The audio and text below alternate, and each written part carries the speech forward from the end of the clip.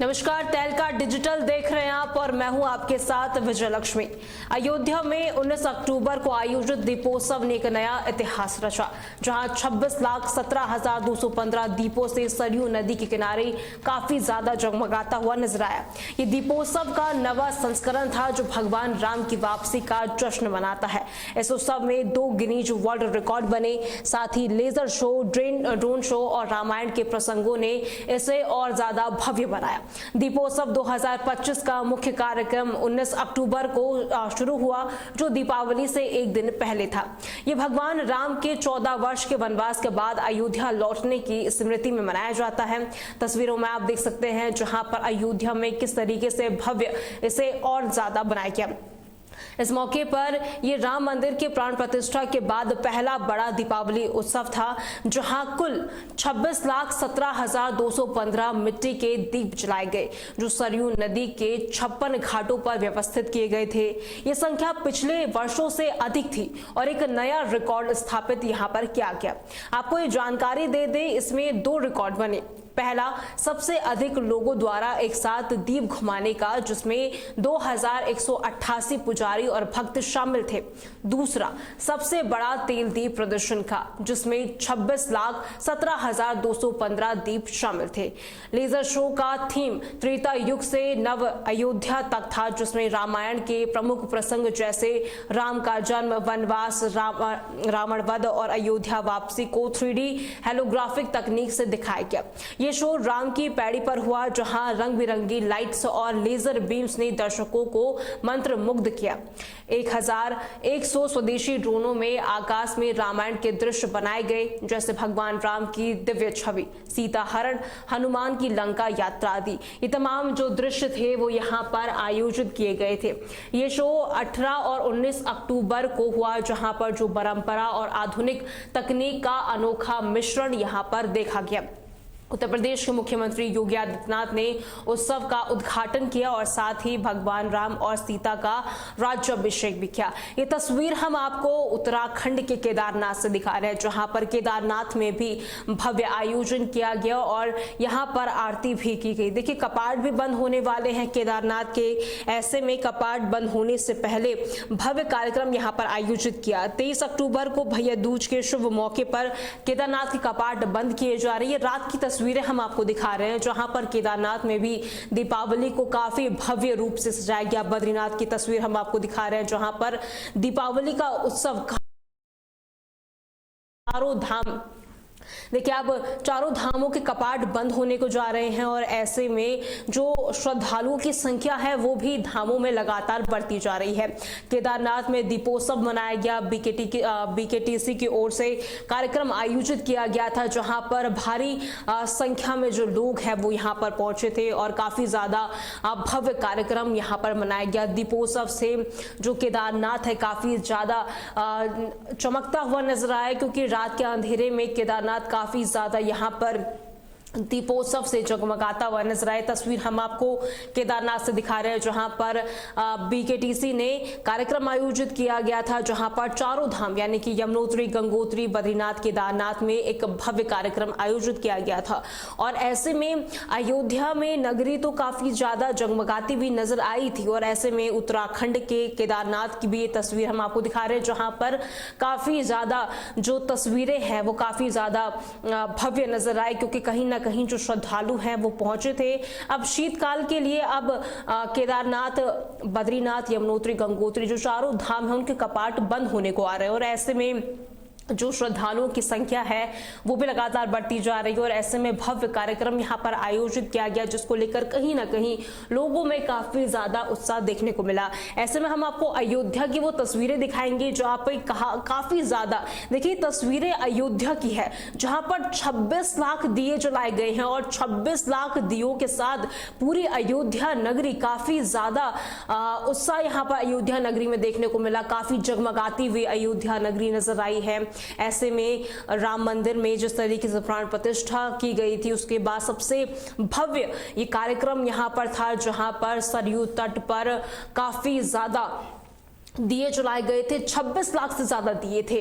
Drone show यहाँ पर किए गए, जहाँ पर राम के तमाम जो चीजें थी यहाँ पर इसमें शामिल की गई। पूरी जो अयोध्या नगरी है भव्य रूप से नजर आई और ऐसे में लेजर लाइट के जरिए यहाँ पर राम की पूरी जीवनी बताई गई, रामायण के पूरे पात्रों को यहाँ पर दर्शाया गया और काफी ज्यादा जो उत्साह था लोगों में साफ तौर पर देखा गया यहाँ पर। और साथ ही आपको ये जानकारी दे दे, राम मंदिर में भी आरती की गई। योगी आदित्यनाथ ने यहां जनसभा को संबोधित भी किया और कहा कि जहां कभी गोलियां चलती थी वहां अब दीप जलाए जा रहे हैं। अयोध्या अब नई भारत की गौरवशाली नगरी है। उन्होंने राम जन्मभूमि मंदिर को भारत की आस्था का सम्मान भी बताया, जो अब पूरी होने के करीब है और साथ ही वैश्विक स्तर पर भारत की आध्यात्मिक नेतृत्व का प्रतीक भी है। सीएम योगी ने क्या कुछ कहा वो सुनिए। रामचंद्र भगवान की, हनुमान जी महाराज की, सरयू मैया की, भारत माता की, वंदे वंदे वंदे।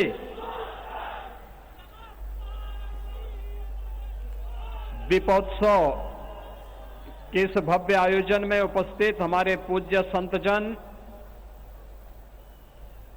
मंत्रिमंडल के मेरे सभी सहयोगीगण, सभी माननीय जनप्रतिनिधिगण, उत्तर प्रदेश पुलिस के महानिदेशक और अन्य सभी हमारे वरिष्ठ अधिकारीगण,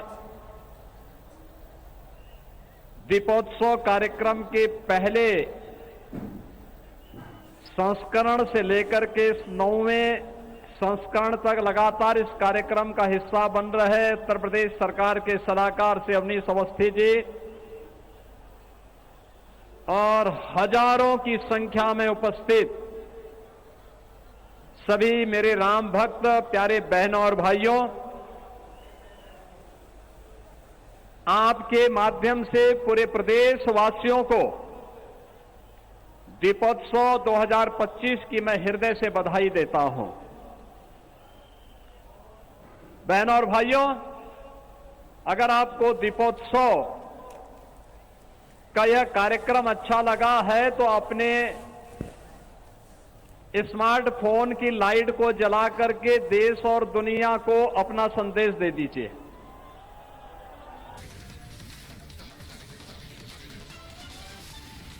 वही सीएम योगी ने अयोध्या में जनसभा को संबोधित किया और काफी ज्यादा खुश भी सीएम योगी नजर आए। और ऐसे में अयोध्या नगरी में जिस तरीके से दीपोत्सव का कार्यक्रम आयोजित किया गया था, कहीं ना कहीं लोगों में भी भारी उत्साह देखने को मिला था। वहीं दिवाली के बाद दिल्ली एनसीआर में क्या कुछ इसका असर पड़ा है वो भी हम आपको बताते हैं। दिल्ली एनसीआर में दिवाली के जश्न के बाद प्रदूषण का स्तर चरम पर पहुंच गया है, जहां हवा इतनी जहरीली हो चुकी है कि सांस लेना मुश्किल हो गया है। कल रात यानी 20 अक्टूबर को दिवाली की आतिशबाजी हालात और ज्यादा यहां पर बिगड़ते हुए नजर आए, क्योंकि निर्धारित समय सीमा से कहीं ज्यादा देर तक पटाखे फोड़े गए। सुप्रीम कोर्ट के प्रतिबंध के बावजूद रात भर धमाकों की आवाज गूंजती रही, जिससे वायु में धूल, धुआं और विषैले कणों की मात्रा तेजी से बढ़ गई।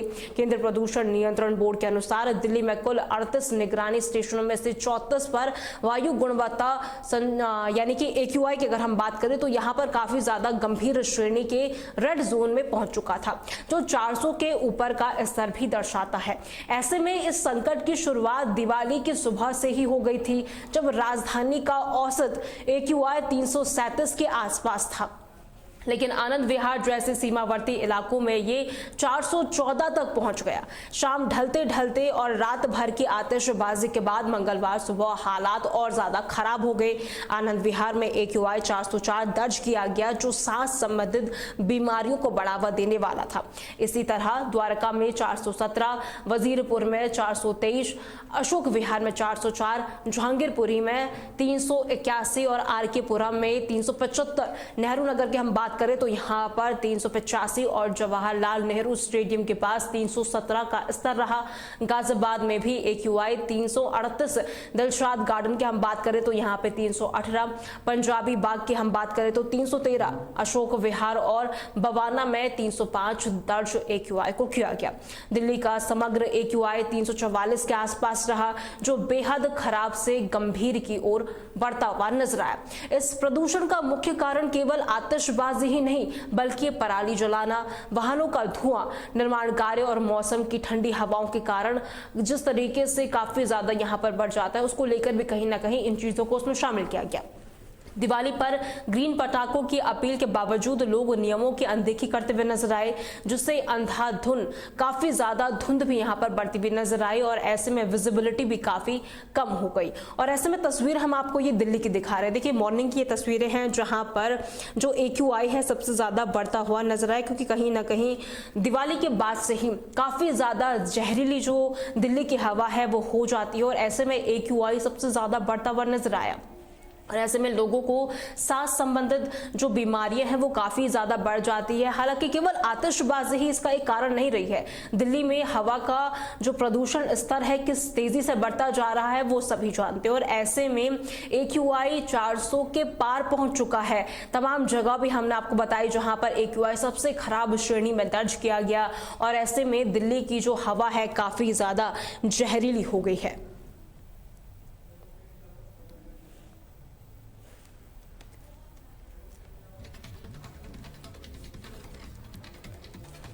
और इसी खबर पर ज्यादा जानकारी के लिए हमारे सहयोगी दिग्विजय चौहान हमारे साथ जुड़ चुके हैं। दिग्विजय, देखिए दिवाली के बाद से AQI में काफी ज्यादा बदलाव देखने को मिला है, काफी ज्यादा जहरीली दिल्ली की हवा हो चुकी है। बिल्कुल विजय लक्ष्मी, हर बार दीपावली के अगले दिन इसी तरह की तस्वीरें रहती हैं जहां पर हम देखते हैं दिल्ली में खास तौर पर, क्योंकि दिल्ली में पहले ही प्रदूषण बहुत बड़े पैमाने पर है और दिल्ली जैसा शहर प्रदूषण के मामले में टॉप पर भी आता है। प्रदूषण को लेकर के सवाल कई बार उठते हैं, बातचीत होती रहती है कि भाई यमुना का प्रदूषण लेवल क्या है, दिल्ली की हवा कितनी साफ है, कितनी सुरक्षित है। सबसे ज्यादा पॉल्यूटेड शहरों में से एक दिल्ली आता है, लेकिन ये पॉल्यूशन एक तो सर्दी वाले समय में और ज्यादा बढ़ जाता है जब आसपास के राज्यों में पराली जलती है, उस पर एक अलग डिबेट चलती है। दूसरा, जब दिवाली होती है तो जाहिर सी बात है दिवाली की रात को पटाखे जलाए जाते हैं और उन पटाखों से निकलने वाला धुआं इस प्रदूषण को और ज्यादा बनाता है। इस बार एक तरीके से हम कहें तो दिल्ली गैस चैम्बर से कम नहीं है। हमने देखा जिस तरीके से कल, क्योंकि कुछ जगहों पर तो आज भी दिवाली है, लेकिन कल जिस तरीके से पटाखे फोड़े गए तो उसके बाद आज की जो सुबह है वो दिल्ली वालों के लिए कुछ खास नहीं थी, क्योंकि AQI लेवल पार हो गया है। इसका ये सीधा सीधा मतलब है कि सांस लेना दिल्ली की हवा में काफी मुश्किल होता जा रहा है। 500 के पार अगर AQI वहां पर है। बहुत सारी जगहें ऐसी हैं जहां पर 600 के आसपास तक बताया गया कि 600 के आसपास तक है। इनफैक्ट दिल्ली में जो आम आदमी पार्टी के चीफ है सौरभ भारद्वाज, उनका बयान एक सामने आया। उनका कहना यह था कि उनके ऐप पर तो, उनका जो मोबाइल ऐप है वहां पर तो 600 के पार ये पॉल्यूशन लेवल पहुंच गया AQI का। और उन्होंने स्पष्ट रूप से सरकार पर और रेखा जो दिल्ली के CM है उनके ऊपर स्पष्ट रूप से आरोप लगाए कि जो मुख्यमंत्री AQI बोलना नहीं जानता हो, जिसको प्रोनाउंसिएशन करना नहीं आता हो, उनसे हम इस मामले में उम्मीद क्या रख सकते हैं। तो जाहिर सी बात है वो सरकार के ऊपर सवाल उठा रहे हैं। और पहले जब आम आदमी पार्टी की सरकार रही थी तो बीजेपी के द्वारा इसी तरीके से सवाल उठाए जाते थे कि भाई प्रदूषण लेवल इस तरीके से बढ़ रहा है। उसके बाद सुप्रीम कोर्ट ने पटाखों पर बैन लगाया। इस बार दिल्ली सरकार सुप्रीम कोर्ट चली गई ये राहत दिलाने के लिए कि कम से कम ग्रीन क्रैकर्स हमें यहाँ पर जलाने दिया जाए, और वो उसका भी कोई खास असर नहीं पड़ा। ऐसा नहीं हुआ कि ग्रीन क्रैकर्स किसी ने जलाए तो उससे पॉल्यूशन ही नहीं फैला होगा। 500 के पार पहुंच चुका है। नरेला जैसी जगह पर हम बात करें तो 500 AQI लेवल है। दिल्ली का 531 है, अशोक नगर का 493 है, आनंद विहार 342, गाजियाबाद 400। सरकार तो सुप्रीम कोर्ट भी गई थी और यहाँ पर उन्होंने कहा था कि ग्रीन पटाखे दिल्ली की जो जनता है वो जला सके, लेकिन उसके बावजूद भी काफी ज्यादा AQI बदलता हुआ नजर आया। जहरीली हो चुकी है दिल्ली की हवा। बिल्कुल इसका ग्रीन क्रैकर से स्पष्ट रूप से ये हम समझ सकते हैं कि कोई ज्यादा असर इससे देखने को नहीं मिला। और दिवाली की अगली सुबह जिस तरीके से दिल्ली में होती है उसी तरीके से हुई। और अब इस बात को लेकर के चर्चा फिर शुरू होगी, बहस इस पर फिर शुरू होगी। भाई सरकार इसके लिए क्या कर रही है, या फिर केंद्रीय जो बॉडियां हैं वो इसके लिए क्या दिल्ली वालों को इसी तरीके से 500 के पार AQI में जीने को मजबूर होना पड़ेगा, क्योंकि 500 का मतलब बहुत गंभीर होता है विजय। 300 से बहुत सीरियसनेस शुरू हो जाती है और 500 400 अगर पहुंचा इसका मतलब बहुत गंभीर कंडीशन है। और ऐसी कंडीशन में बहुत सारे, क्योंकि काफी ज्यादा उम्र दराज जो लोग हैं उनको दिक्कतें होती हैं, जो प्रेग्नेंट वुमेन है उनको काफी दिक्कतें होती हैं, बच्चों को दिक्कतें होती हैं। तो ये कहा जा सकता है कि दिल्ली में ये जो समस्या है ये आने वाले समय में और ज्यादा बढ़ेगी। इसके ऊपर बहुत गंभीर सोच विचार करने की आवश्यकता है, केंद्र सरकार को भी और दिल्ली सरकार को भी। सौरभ भारद्वाज ने कहा है कि जो केमिकल हम यूज कर रहे थे यमुना को साफ करने के लिए, वही केमिकल बीजेपी वाले आज की सरकार में यूज कर रहे हैं। और उसी केमिकल पर जब वो विपक्ष में हुआ करते थे तो काफी ज्यादा हल्ला करते थे, सवाल उठाते थे। तो कुल मिलाकर के बात यह है कि पॉलिसी किसके पास है, कार्य योजना किसके पास है कि दिल्ली का प्रदूषण किस तरीके से कम किया जाए। हमने देखा अतीत में भी कि अरविंद केजरीवाल की तरफ से जो ऑड इवन है, ऑड इवन का वहां पर एक फॉर्मूला लाया गया, उससे कितना बदलाव हुआ, ज्यादा बदलाव हमें देखने को नहीं मिला, लेकिन जितना भी हुआ। लेकिन आज के समय में ये एक गंभीर चिंता का विषय है। देखिए आज भी क्योंकि बहुत जगहों पर दिवाली मनाई जा रही है और आज जिस तरीके से कंडीशन रहेंगी तो उसमें भी देखना ये होगा कि कैसे अब कल की सुबह भी दिल्ली में होती है। अगर 500 आज पहुंच गया है अगर AQI लेवल, तो हो सकता है कल और ज्यादा पहुंच जाए, 600 पहुंच जाए, 700 पहुंच जाए। दिग्विजय, दिल्ली सरकार अब AQI से कैसे निपटती हुई नजर आएगी, क्योंकि ये एक हमेशा से चक्र बन चुका है, क्योंकि जब भी दीपावली होती है उसके बाद AQI में इस तरीके से बढ़ोतरी देखी जाती है। तो अब दिल्ली सरकार कैसे इस बड़े चैलेंज को फेस करने वाली है? देखिए दिल्ली सरकार कहीं ना कहीं पहले भी इस मामले को लेकर के, जाहिर सी बात है सरकार है, उनका काम है इस मामले को लेकर के सीरियस होना और देखना कि किस तरीके से इस पर कार्य योजना बनाई जाए और किस तरीके से इस पर काम किया जाए। अभी दिल्ली सरकार ने कहा है कि ग्रीन क्रैकर्स के लिए उनको इजाजत मिली सुप्रीम कोर्ट से, वो तो आपने चलिए ठीक है लोगों को एक छूट दे दी, लेकिन उसमें आपने क्या कोई टाइम लिमिट रखी थी कि इतने बजे से इतने बजे तक पटाखे फोड़े जा सकते हैं, या फिर कितना लिमिट इनको कर सकते हैं, कंट्रोल कर सकते हैं। अभी देखिए दिवाली का समय है, दिवाली के समय में AQI 500 पहुंच गया है। अब पराली जलाने का सिलसिला जब आसपास के राज्यों में आपका हरियाणा और पंजाब, इन राज्यों में, उत्तर प्रदेश में पराली जलाने का सिलसिला जब शुरू होगा तो उसके बाद और ज्यादा विजिबिलिटी खराब होगी, और ज्यादा AQI लेवल जो है कमजोर हो जाएगा और ज्यादा प्रदूषण दिल्ली में फैल जाएगा। तमाम चीजें हैं जिन पर दिल्ली सरकार को आवश्यकता है इस समय ध्यान देने की, किस तरीके से इन चीजों को ठीक किया जाए। जी दिग्विजय, विजिबिलिटी पर कितना असर इसका पड़ता हुआ नजर आ रहा है, क्योंकि ऐसे में काफी ज्यादा धुंध पैदा हो चुकी है और ट्रैफिक व्यवस्था भी हमेशा से एक चैलेंजिंग मोड रहा है दिल्ली के लिए, और ऐसे में विजिबिलिटी कम हो जाना काफी चैलेंजिंग ये होने वाला है।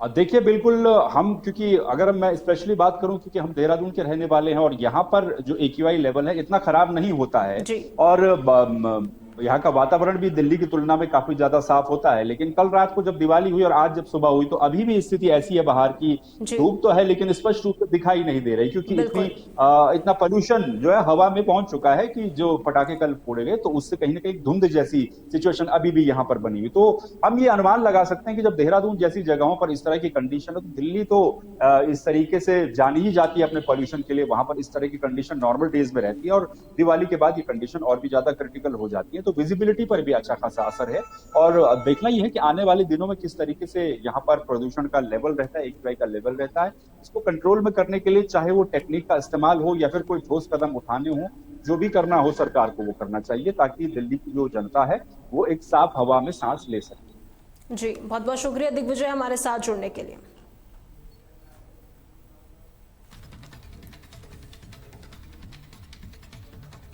दिग्विजय चौहान हमारे सहयोगी हमारे साथ जुड़े थे और पूरी अपडेट उन्होंने देखी किस तरीके से AQI जो दिल्ली में बढ़ चुका है, जहरीली जो हवा है दिल्ली की हो चुकी है, कितनी यहाँ पर प्रॉब्लम यहाँ पर क्रिएट कर रहा है और ऐसे में दिल्ली सरकार के लिए एक बड़ी चुनौती है कि किस तरीके से वो इस चुनौती का सामना करे।